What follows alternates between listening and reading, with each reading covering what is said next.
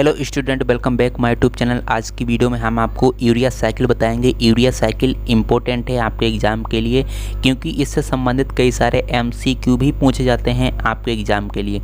ये क्लास 12 और ग्रेजुएशन वाले जो स्टूडेंट हैं वो इस वीडियो को देख सकते हैं, उनके अच्छी तरह से ये समझ में आ जाएगा।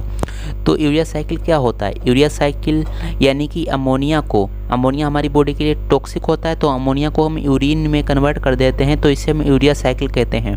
चलिए छोड़िए, अभी आपको समझ में नहीं आ पाएगा, अब हम आपको अच्छी तरह से समझा देंगे तो आपको अच्छी तरह से समझ में आ जाएगा। यूरिया साइकिल क्या होता है? यूरिया साइकिल के अलग अलग नाम होते हैं, पहले अलग अलग नाम देख लेते हैं। जैसे urea synthesis cycle, the ornithine cycle, Krebs Henseleit cycle. तो इसके 3 अलग अलग नाम हैं, क्योंकि परीक्षाओं में अलग अलग नाम से भी पूछा जा सकता है। क्रेब हेंसलेट साइकिल क्या होती है बताइए, यूरिया सिंथेसिस साइकिल क्या होती है बताइए। तो इस तरह से आपको अलग अलग नाम पता होने चाहिए। यूरिया साइकिल कहाँ पर होती है? यूरिया साइकिल लीवर के अंदर होती है। लीवर जो होता है, लीवर बना होता है हिपेटोसाइट सेल्स से बना होता है। हिपेटोसाइट जो सेल्स होती हैं, इसके अंदर माइटोकॉन्ड्रिया भी होती है और साइटोप्लाज्म भी होता है, जिसे हम साइटोसोल के नाम से जानते हैं। जो साइटोसोल होता है, साइटोसोल के अंदर 3 रिएक्शन होती हैं और माइटोकॉन्ड्रिया के अंदर 1 रिएक्शन होती है, जो कि लीवर के अंदर होती है। ओके, तो यूरिया साइकिल आपको पता लग गया है। यूरिया साइकिल कहाँ होती है? तो आपसे यदि कोई पूछे यूरिया साइकिल कहाँ होती है, तो आप बताएंगे हिपेटोसाइट सेल्स के अंदर होती है। हिपेटोसाइट जो सेल्स होती हैं, लीवर की सेल्स होती हैं, और हिपेटोसाइट सेल्स के अंदर माइटोकॉन्ड्रिया होती है। माइटोकॉन्ड्रिया में 1 रिएक्शन होती है यूरिया साइकिल की, और साइटोप्लाज्म में 3 रिएक्शन होती हैं यूरिया साइकिल की। ओके, और यहाँ पर क्या है अगला, यहाँ पर जो पॉइंट है, यूरिया का सिंथेसिस क्यों होता है? यूरिया का हम निर्माण क्यों करा देते हैं? यूरिया का निर्माण हम इसलिए कराते हैं क्योंकि हमारी बॉडी के अंदर अमाइनो एसिड होता है। जैसे ही अमाइनो एसिड ब्रेक होता है तो अमाइनो एसिड से अमोनिया बाहर हो जाता है, क्योंकि अमाइनो एसिड के अंदर अमोनिया प्रेजेंट होता है। ओके, तो अमाइनो एसिड जैसे ही ब्रेक होता है तो अमोनिया बाहर हो जाता है, और जैसे ही अमोनिया बाहर होता है तो ये हमारी बॉडी के लिए काफ़ी ज़्यादा टॉक्सिक होता है। अब इस अमोनिया को किसी भी तरह से हमें चेंज करना है, या तो इसे हम बायोसिंथेसिस करा लें, इसके द्वारा हम कुछ निर्माण करा लें इस अमोनिया के द्वारा, या तो हम फिर से नया अमीनो एसिड बना लें, या तो हम इससे और कोई कंपोनेंट, अच्छा कंपोनेंट बना लें। और यदि हम अच्छा कंपोनेंट नहीं बनाते हैं, बायोसिंथेसिस नहीं कराते हैं, तो इस अमोनिया को हम यूरिया साइकिल में डाल देते हैं, और यूरिया साइकिल के द्वारा यूरिया बन जाता है। यूरिया को हम सिक्रीशन कर देते हैं। तो इस प्रकार से यहाँ पर क्या होता है, अमोनिया के द्वारा यूरिन का फॉर्मेशन होता है।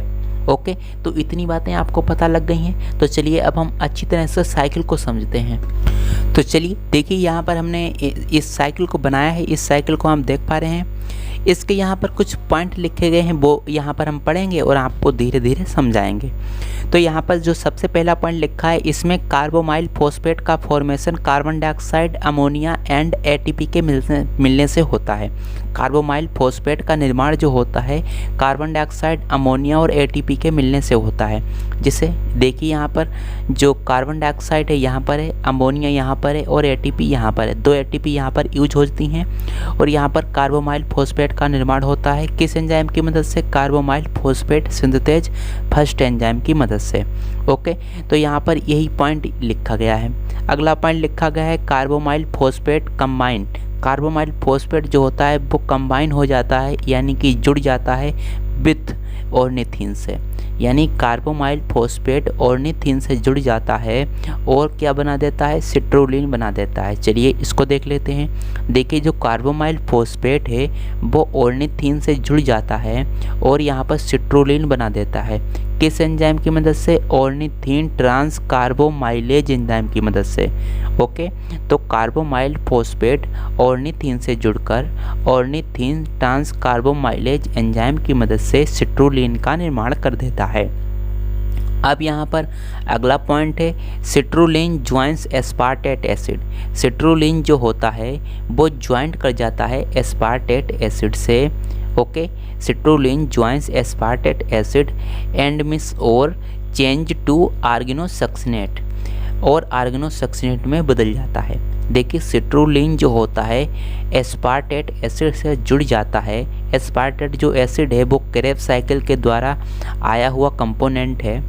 एस्पार्टेट एसिड से जुड़कर सिट्रुलिन ओके, एस्पार्टेट एसिड से सिट्रोलिन जुड़ जाता है और आर्गेनोसक्सिनेट का निर्माण करता है। किस एंजाइम की मदद से? आर्गेनोसक्सिनेट सिंथेज एंजाइम की मदद से। तो इस प्रकार से यहाँ पर सिट्रोलिन एस्पार्टेट एसिड से जुड़ता है और आर्गेनोसक्सिनेट बना देता है। आर्गेनोसक्सिनेट, अगला पॉइंट, आर्गेनोसक्सिनेट के ब्रेक से आर्गिनिन एंड फ्यूमरेट एसिड बनता है। देखिए, आर्गेनोसक्सिनेट जो होता है वो आर्गेनोसक्सिनेज एंजाइम की मदद से टूट जाता है और फ्यूमरेट बना देता है। और क्या बना देता है? आर्गिनिन बना देता है। फ्यूमरेट क्रेब्स साइकिल में चला जाता है, फ्यूमरेट और आर्गिनिन जो आगे बढ़ जाता है। अब देखिए, आर्गिनिन के ब्रेक होने से यूरिया एंड ऑर्निथीन बनता है। देखिए, आर्गिनिन के ब्रेक होने से, आर्गिनिन को ब्रेक करने वाला कौन सा एंजाइम है? आर्गेनेज एंजाइम है। आर्गिनिन जैसे ही आर्गेनेज एंजाइम से ब्रेक होता है तो यूरिया बना देता है और बना देता है ऑर्निथीन। यूरिया जैसे ही बनता है, हम यहाँ से वाटर डालते हैं तो यूरिया बन जाता है। यूरिया ब्लड में जाता है, ब्लड से किडनी में जाता है, किडनी इसे फिल्टर कर देता है, ब्लड को अलग कर देता है, यूरिया को अलग कर देता है और हमारी जो यूरिन होती है वो बाहर हो जाती है। तो वो फिर बाद में क्या होता है? जो ऑर्निथीन है, ऑर्निथीन फिर से कार्बोमाइल फॉस्फेट से जुड़ जाता है। ये वाला एंजाइम कार्य करता है, सिट्रोलिन बना देता है। यही क्या होती है? रिपीट होने लगती है साइकिल।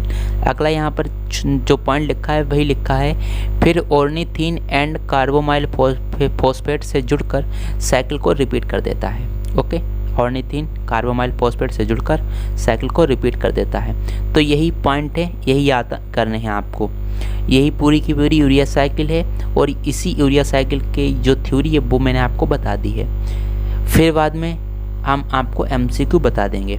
अभी हमने जस्ट पढ़ा, आपको बताया। अभी देखिए, अभी हमने आपको बताया लीवर के अंदर हेपेटोसाइट सेल्स होती हैं, माइटोकॉन्ड्रिया के अंदर एक रिएक्शन होती है, साइटोप्लाज्म में 3 रिएक्शन होती हैं। चलिए देख लेते हैं। देखिए, माइटोकॉन्ड्रिया है, माइटोकॉन्ड्रिया के अंदर ये वाली रिएक्शन होती है, ये वाली, ये रिएक्शन माइटोकॉन्ड्रिया के अंदर होती है। और 3 रिएक्शन, 1 2 3 रिएक्शन साइटोप्लाज्म में होती है। एक रिएक्शन ये होती है जो अमोनिया होता है, कार्बन डाइऑक्साइड एटीपी से मिलकर कार्बोमाइल फॉस्फेट बना देता है। ये रिएक्शन कहाँ होती है? माइटोकॉन्ड्रिया के अंदर होती है। 3 रिएक्शन साइटोप्लाज्म के अंदर होती हैं। माइटोकॉन्ड्रिया के अंदर 2 एंजाइम पाए जाते हैं, carbamoyl phosphate synthase first, ornithine transcarbamoylase, ये वाला एंजाइम। ये 2 एंजाइम जो होते हैं किस में पाए जाते हैं? माइटोकॉन्ड्रिया के अंदर पाए जाते हैं। तो इतनी बातें आप जान चुके हैं। चलिए अब हम यहाँ पर देखने वाले हैं कुछ एमसीक्यू जो कि इम्पोर्टेंट हैं। और जो पहला एमसीक्यू है, यूरिया किस विषैले पदार्थ से बनता है? जो यूरिया है वो किस विषैले पदार्थ से बनता है? विषैला पदार्थ कौन सा है? अमोनिया है। तो अमोनिया जो है इसके द्वारा ही यूरिया का निर्माण होता है। तो इस बी वाला ऑप्शन आपका सही है। अभी मैंने आपको बताया। यूरिया चक्र कहाँ होता है? यूरिया चक्र होता है हिपेटोसाइट सेल्स के अंदर, जो कि लीवर की सेल्स होती हैं। तो ये दूसरा ऑप्शन आपका सही है। और जो तीसरा जो क्वेश्चन है वो क्या कह रहा है? निम्नलिखित में से कौन यूरिया चक्र की प्रथम क्रिया है? आपको बताना है जो यूरिया साइकिल होता है, यूरिया साइकिल की पहली जो रिएक्शन है वो कौन सी होती है? पहली रिएक्शन कौन सी होती है? चलिए यहाँ पर पहले ऑप्शन देख लेते हैं, फिर मैं आपको नोट्स में दिखा दूंगा। पहला ऑप्शन है फॉर्मेशन ऑफ ऑर्निथीन। सबसे पहली रिएक्शन ये होती है, ऑर्निथीन का निर्माण सबसे पहले होता है। फॉर्मेशन ऑफ यूरिया, पहले यूरिया का निर्माण होता है। आर्गेनोसक्सिनेट का पहले निर्माण होता है, ऐसा नहीं है। चलिए मैं आपको दिखा देता हूँ। यहाँ पर जो सबसे पहला जो कंपोनेंट बनता है वो कौन सा बनता है? Carbamoyl phosphate. ओके, तो यहाँ पर जो सबसे पहला फॉर्मेशन का किसका होता है? कार्बोमाइल फॉस्फेट का होता है। तो ये सबसे पहला निर्माण किसका होता है? कार्बोमाइल फॉस्फेट का होता है। तो यहाँ पर ऐसा तो कुछ नहीं, कोई भी पॉइंट नहीं है। तो यहाँ पर ये वाला ऑप्शन सही हो जाएगा, नॉन ऑफ द एबव, यानी कि इनमें से कोई नहीं। अब यहाँ पर जो चौथा क्वेश्चन है ये भी इम्पोर्टेंट है। कार्बोमाइल फॉस्फेट के निर्माण के लिए कितने एटीपी की आवश्यकता होती है? अभी हमने आपको बताया कार्बोमाइल फॉस्फेट के निर्माण के लिए 2 एटीपी की आवश्यकता होती है। देखिए, कार्बोमाइल जो फॉस्फेट है इसके निर्माण के लिए 2 एटीपी की आवश्यकता होती है। ओके, तो ये वाले जो क्वेश्चन है ये कई बार परीक्षा में पूछे जा चुके हैं और यहाँ पर कुछ मैच फॉलोइंग है, ये आपको याद होनी चाहिए अच्छी तरह से कि कौन सा एंजाइम है कौन से प्रोडक्ट को बनाता है। तो यहाँ पर जो क्वेश्चन है, निम्नलिखित एंजाइम और उसके उत्पाद का मिलान कीजिए। ये एंजाइम है और इससे संबंधित उत्पाद हैं, कौन से एंजाइम से कौन सा प्रोडक्ट बनता है वो आपको बताना है। तो यहाँ पर कार्बोमाइल फॉस्फेट सिंथेज फर्स्ट जो एंजाइम है, इसके द्वारा कार्बोमाइल फॉस्फेट का निर्माण होता है, अभी मैंने आपको बताया है। ऑर्निथीन ट्रांस कार्बोमाइलेज जो होता है, ऑर्निथीन ट्रांस कार्बोमाइलेज जो एंजाइम होता है वो किसका निर्माण करता है, सिट्रुलिन का निर्माण करता है। ऑर्निथीन ट्रांस कार्बोमाइलेज जो एंजाइम होता है वो किसका निर्माण करता है, सिट्रुलिन का निर्माण करता है। ये दोनों मिलकर सिट्रुलिन का निर्माण करते हैं। और carbamoyl phosphate synthase first enzyme जो होता है कार्बोमाइल फॉस्फेट का निर्माण करता है। ठीक है, अभी मैंने आपको बताया कार्बोमाइल फॉस्फेट का निर्माण करता है और ऑर्निथीन ट्रांस कार्बोमाइलेज सिट्रुलिन का निर्माण करता है। और आर्गिनेज जो एंजाइम होता है, आर्गिनेज जो एंजाइम होता है ये किसका निर्माण करता है, यूरिया का निर्माण करता है। आर्गिनेज एंजाइम, आर्गिनेज जो एंजाइम होता है ये किसका निर्माण करता है, यूरिया का निर्माण करता है। और किसका करता है, ऑर्निथीन का निर्माण करता है। दो चीज़ों का निर्माण करता है। आर्गिनेज एंजाइम यूरिया का भी निर्माण करता है, ऑर्निथीन का भी निर्माण करता है। यदि यहाँ पर ऑर्निथीन होता है ऑप्शन में तो हम ऑर्निथीन पर टिक लगाते हैं, या तो यूरिया होगा या तो ऑर्निथीन होगा, एक ही होगा। और अगला डी वाला जो ऑप्शन है, आर्गेनोसक्सिनेज फॉस्फेट जो एंजाइम होता है ये किसका निर्माण करता है, ये फ्यूमरेट का निर्माण करता है। देखिए आर्गेनोसक्सिनेज फॉस्फेट जो एंजाइम होता है ये किसका निर्माण करता है, आर्गिनिन का भी निर्माण करता है और फ्यूमरेट का भी निर्माण करता है, दोनों कंपोनेंट का निर्माण करता है। यदि यहाँ पर आर्गिनिन होता है तो हम यहाँ पर आर्गिनिन लगाते हैं, फ्यूमरेट है तो फ्यूमरेट पर हमने लगा दिया है। और यहाँ पर छठा प्रश्न है, यूरिया चक्र में कौन से यौगिक बनते हैं। आपको बताना है कि जो यूरिया साइकिल होती है इसमें कौन कौन से यौगिक बनते हैं वो बताने हैं। तो यूरिया साइकिल में जो यौगिक हैं वो कौन कौन से होते हैं, आर्गेनोसक्सिनेट हो गया, ऑर्निथीन हो गया, फ्यूमरेट हो गया, ऑल ऑफ द एबव, यानी कि ये सभी जो यौगिक हैं ये किसके हैं, यूरिया साइकिल के हैं, यूरिया चक्र के हैं। और कुछ यहाँ पर हमने सीधे सीधे क्वेश्चन लिख दिए हैं जो कि आपके एग्ज़ाम के लिए काफ़ी ज़्यादा इंपॉर्टेंट है। सातवां है, यूरिया के संश्लेषण के लिए 4 एटीपी की आवश्यकता होती है। जब हम यूरिया का निर्माण करते हैं तो टोटल 4 एटीपी की आवश्यकता होती है। और आठवां जो है, आर्गेनोसक्सिनेट बनाने के लिए 1 एटीपी की आवश्यकता होती है। जब हम आर्गेनोसक्सिनेट को बनाते हैं तो टोटल 1 एटीपी की आवश्यकता होती है। 1 एटीपी जो है वो टूट जाती है किसमें, 1 एटीपी एएमपी में यानी एडिनोसिन मोनोफॉस्फेट में, और पीपीआई यानी इनऑर्गेनिक फॉस्फेट में टूटती है। देखिए एक फॉस्फेट यहाँ पर है और 2 फॉस्फेट यहाँ पर हैं, तीनों फॉस्फेट हैं। यहाँ पर 3 फॉस्फेट होते हैं, एडिनोसिन ट्राइफॉस्फेट, 3 फॉस्फेट यहाँ पर होते हैं। तो 1 फॉस्फेट यहाँ पर होता है यानी एडिनोसिन मोनोफॉस्फेट, 1 फॉस्फेट यहाँ पर और 2 फॉस्फेट यहाँ पर।